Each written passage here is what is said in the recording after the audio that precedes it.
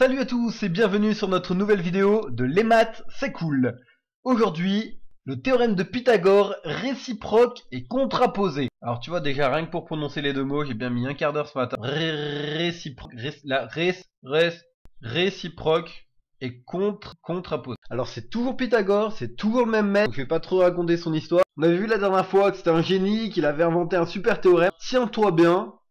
Il s'est pas arrêté là. En même temps, si c'était arrêté là, tu serais pas en train d'écouter ma vidéo. Donc le mec, il a inventé le théorème de Pythagore, la réciproque du théorème de Pythagore et la contraposée du théorème de Pythagore. Alors c'est des grands mots comme ça, mais en fait, tu vas voir, c'est tout simple. Je t'explique. La réciproque, ça veut dire que ça marche dans les deux sens.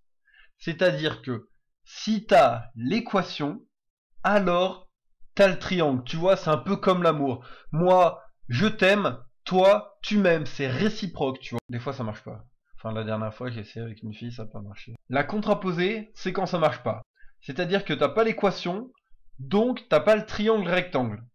T'as toujours un triangle, mais il est pas rectangle. Des fois, il y a des commentaires qu'il faut pas que je fasse. En résumé, c'est tout bête. Ton équation, elle marche, alors réciproque du théorème de Pythagore, ton triangle est rectangle. Ton équation, elle marche pas, alors contraposée du théorème de Pythagore, ton triangle est pas rectangle. Contraposé, de toute façon, c'est contre, c'est un truc qui est négatif, donc forcément, il peut pas être rectangle, c'est de la contraposée. T'as compris le principe, maintenant on passe à l'application. Ici, on a un triangle, on veut savoir s'il est rectangle en A, on va faire le calcul. Alors, te fie pas au dessin, des fois il a l'air d'être rectangle, des fois il a l'air de pas être rectangle, on s'en fout, en plus les profs de maths, quand c'est eux qui font les exos, ils te foutent des triangles qui t'induisent en erreur, tu crois qu'il a un angle droit, en fait il en a pas. Alors, ça se passe en 3 étapes. En premier, t'écris l'égalité.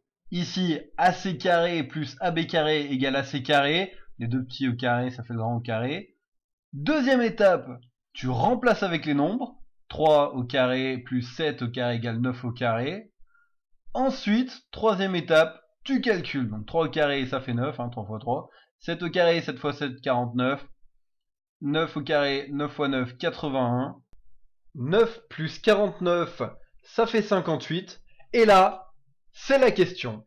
Est-ce que 58 est égal à 81? Non, parce que t'en as qui disent 1 et 1 ça fait 1 et 1 ça fait 11, 1 et 1 ça fait 3, enfin ça c'est si les parents ils font 3 enfants. On va se contenter de 1 et 1 ça fait 2. Donc la question, est-ce que 58 est égal à 81? Si 58 est égal à 81, alors l'égalité du haut est vraie. On remarquera que j'ai fait une erreur, effectivement c'était bien AC carré plus AB carré est égal à BC carré, et non pas AC carré naturellement, c'est petit piège pour voir si vous suivez, mais je vais pas tout refaire, hein, ok? Donc, si 58 égale à 81, alors l'égalité est juste.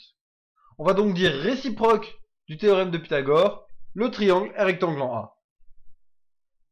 Si 58 n'est pas égal à 81, alors on va dire, d'après la contraposée du théorème de Pythagore, le triangle n'est pas rectangle en A. Et là, c'est le cas. Je vous le cache pas. Et voilà, c'est tout pour la leçon. On va vite faire les exercices maintenant. Je vais vous laisser les faire parce qu'après, moi, j'ai le fou. L'idée, ici, il y a 6 rectangles. Je vous donne les mesures. Je vous donne même les angles. Je suis formidable. Votre mission, c'est de me dire lesquels sont rectangles et lesquels ne sont pas rectangles en utilisant soit la réciproque du théorème de Pythagore, soit la contraposée de ce même théorème. Je vous laisse faire.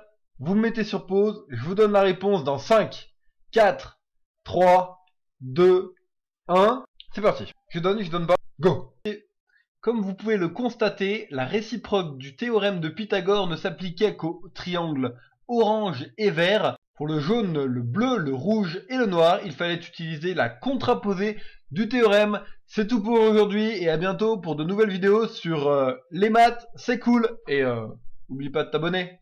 Bye bye.